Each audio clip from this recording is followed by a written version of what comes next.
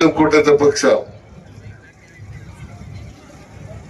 ಮಹಾತ್ಮ ಗಾಂಧೀಜಿಯವರ ನೇತೃತ್ವದಲ್ಲಿ ಸ್ವಾತಂತ್ರ್ಯಕ್ಕಾಗಿ ಹೋರಾಟ ಮಾಡಿ 1947 ಆಗಸ್ಟ್ 15ನೇ ತಾರೀಕು ಈ ದೇಶಕ್ಕೆ ಸ್ವಾತಂತ್ರ್ಯ ತಂದುಕೊಟ್ಟಂತು.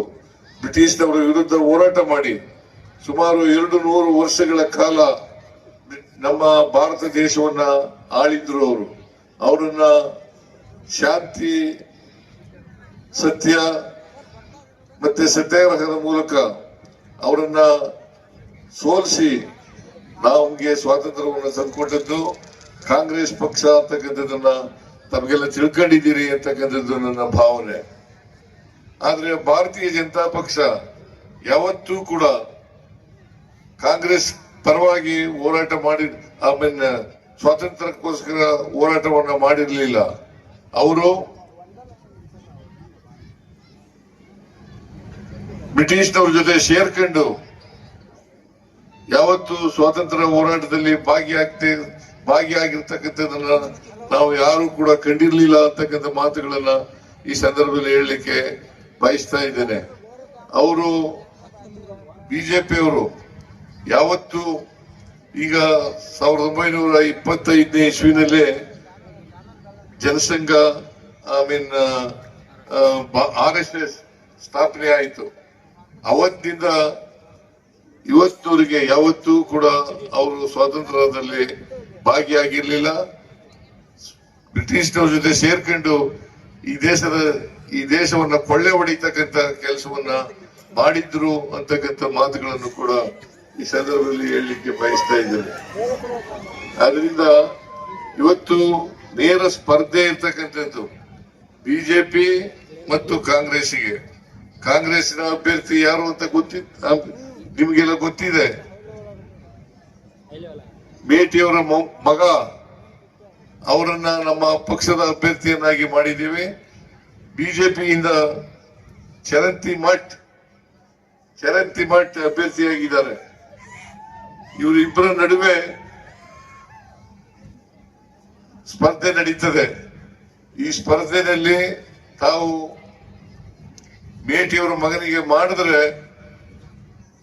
ಬಹಳ ನಮಗೆ ಶಕ್ತಿ ಬರ್ತದೆ, ಕಾಂಗ್ರೆಸ್ ಪಕ್ಷಕ್ಕೆ ಶಕ್ತಿ ಬರ್ತದೆ ಅಂತಕ್ಕಂಥ ಮಾತುಗಳನ್ನ ತಮಗೆ ತಿಳಿಸ್ಲಿಕ್ಕೆ ಬಯಸ್ತಾ ಇದ್ದೇನೆ.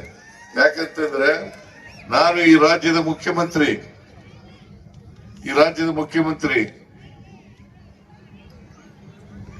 ನಮ್ಮ ಸರ್ಕಾರ ಇವತ್ತು ಕೆಲಸ ಮಾಡ್ತಾ ಇದೆ, ಅನೇಕ ಅಭಿವೃದ್ಧಿ ಕೆಲಸಗಳನ್ನ ಮಾಡ್ತಾ ಇದೆ. ಈಗ ತಾನೇ ನೇಕಾರ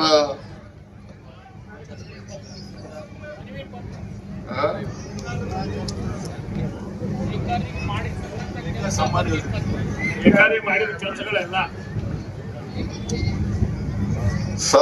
2013ರಿಂದ 2018ರವರೆಗೆ ಕಾಂಗ್ರೆಸ್ ಸರ್ಕಾರದ ಅವಧಿಯಲ್ಲಿ ನೇಕಾರರಿಗೆ ಸಿಕ್ಕ ಸೌಲಭ್ಯಗಳು ಅಂತಕ್ಕಂಥ ಒಂದು ಮತಪತ್ರವನ್ನ ಇಲ್ಲಿ ಹೊರಡಿಸಿದ್ದಾರೆ.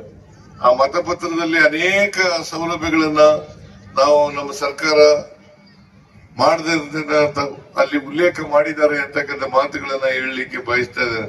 ಅಷ್ಟೇ ಅಲ್ಲ, ಈ ರಾಜ್ಯದ ಎಲ್ಲ ಜನರ ಬಡವರು, ವಿಶೇಷವಾಗಿ ಬಡವರು, ಮಹಿಳೆಯರು, ಹಿಂದುಳಿದವರು, ದಲಿತರು, ಅಲ್ಪಸಂಖ್ಯಾತರು, ರೈತರು, ಇವರೆಲ್ಲರೂ ಕಾರ್ಮಿಕರು, ಇವರೆಲ್ಲರಿಗೂ ಕೂಡ ನಮ್ಮ ಸರ್ಕಾರ ಕೆಲಸ ಮಾಡಿದೆ ಅಂತಕ್ಕಂಥ ಮಾತುಗಳನ್ನ ಈ ಸಂದರ್ಭದಲ್ಲಿ ಹೇಳಲಿಕ್ಕೆ ಬಯಸ್ತಾ ಇದ್ದೇನೆ.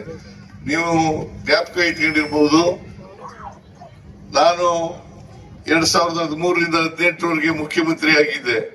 ಆ ಮುಖ್ಯಮಂತ್ರಿ ಆಗಿದ್ದ ಸಂದರ್ಭದಲ್ಲಿ 165 ಭರವಸೆಗಳನ್ನ ಕೊಟ್ಟಿದ್ದು. ಆ 165 ಭರವಸೆಗಳಲ್ಲಿ 158 ಭರವಸೆಗಳನ್ನ ಈಡೇರಿಸಿದೀವಿ. ಟ್ರಿಕಲ್ ಡೌನ್ ಆರ್ಥಿಕ ಥಿಯರಿ, ಇನ್ನೊಂದು ಯೂನಿವರ್ಸಲ್ ಬೇಸಿಕ್ ಇನ್ಕಮ್ ಥಿಯರಿ.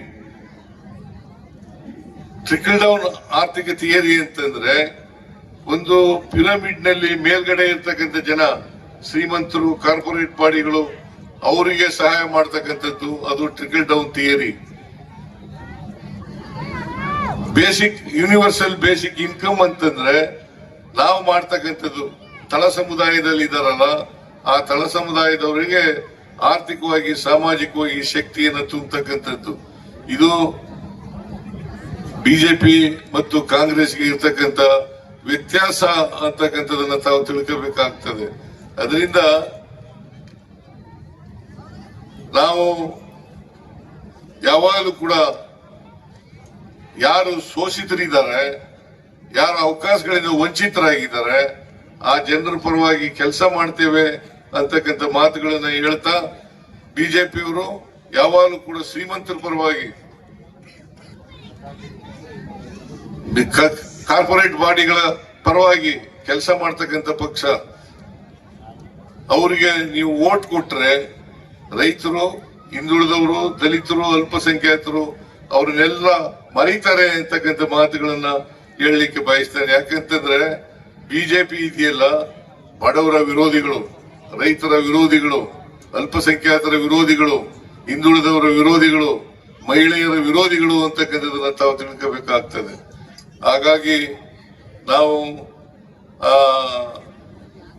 ಈ ಎಲ್ಲ ನಿರ್ಲಕ್ಷಿತ ವರ್ಗ ಯಾವುದಿದೆ ಆ ಜನರ ಪರವಾಗಿ ಕೆಲಸವನ್ನ ಮಾಡ್ತಾ ಇದ್ದೇವೆ, ಇನ್ನು ಮುಂದೇನು ಕೂಡ ಮಾಡ್ತೇವೆ ಅಂತಕ್ಕಂಥ ಮಾತುಗಳನ್ನ ಹೇಳಲಿಕ್ಕೆ ಬಯಸ್ತಾ ಇದ್ದೇನೆ. ಉಮೇಶ್ ಮೇಟಿಯವರು ಇವ್ರನ್ನ ಗೆಲ್ಸಿದ್ರೆ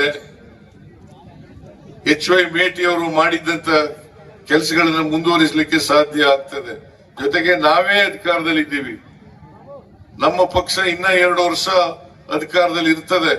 ಆ ಅಧಿಕಾರದ ಅವಧಿನಲ್ಲಿ ಈ ಬಾಗಲಕೋಟೆ ಕ್ಷೇತ್ರದ ಅಭಿವೃದ್ಧಿಯನ್ನ ಮಾಡ್ತಕ್ಕಂಥ ಕೆಲಸವನ್ನ ಮಾಡ್ತೇವೆ. ನಮ್ಮ ಸರ್ಕಾರ ಎಲ್ಲ ರೀತಿ ಬೆಂಬಲವನ್ನ ಉಮೇಶ್ ಮೇಟಿಯವರಿಗೆ ಕೊಡ್ತದೆ ಅಂತಕ್ಕಂಥ ಮಾತುಗಳನ್ನ ತಮಗೆ ತಿಳಿಸ್ತಾ, ನಾನು ಈಗಾಗಲೇ ಸಮಯ ಆಗಿದೆ, ಹೆಚ್ಚು ಮಾತನಾಡಲಿಕ್ಕೆ ಹೋಗಲ್ಲ. ದಯಮಾಡಿ 9ನೇ ತಾರೀಕು ನೀವೆಲ್ಲ ಮತಗಟ್ಟೆಗೆ ಹೋಗ್ಬೇಕು. ಮತಗಟ್ಟೆಗೆ ಹೋಗಿ ಇವರು ಉಮೇಶ್ ಮೇಟಿಯವರು 1ನೇ ನಂಬರು ಕ್ರಮಾಂಕ 1, ಆ 1ಕ್ಕೆ ತಾವೆಲ್ಲರೂ ಕೂಡ ಮತ ಹಾಕಿ ಗೆಲ್ಲಿಸ್ಕೊಡ್ಬೇಕು ಅಂತಕ್ಕಂಥ ಮಾತುಗಳನ್ನ ತಮಗೆ ತಿಳಿಸ್ತಾ, ನಾನು ಬಹುಶಃ ನೀವು ಇಷ್ಟೊಂದು ಜನ ಸೇರಿದ್ದೀರಿ, ಈ ಜನಸ್ತೋಮವನ್ನು ನೋಡಿದಾಗ ಉಮೇಶ್ ಮೇಟಿ ಅವರು 100ಕ್ಕೆ 100 ಗೆಲ್ತಾರೆ ಅಂತಕ್ಕಂಥ ವಿಶ್ವಾಸ ಬಂದಿದೆ ಅಂತಕ್ಕಂಥ ಮಾತುಗಳನ್ನ ಹೇಳ್ತಾ, ಉಮೇಶ್ ಮೇಟಿ ಅವರಿಗೆ ತಾವು ಹೆಚ್ಚಿನ ಅಂತರದಲ್ಲಿ ಗೆಲ್ಲಿಸಿಕೊಡ್ಬೇಕು ಅಂತ ಹೇಳಿ ನಿಮ್ಮಲ್ಲಿ ಮನವಿ ಮಾಡಿ ನಿಮ್ಗೆಲ್ಲ ನಮಸ್ಕಾರ ಮಾಡಿ ನನ್ನ ಮಾತುಗಳನ್ನು ಮುಗಿಸ್ತೇನೆ. ಜೈ ಹಿಂದ್, ಜೈ ಕರ್ನಾಟಕ.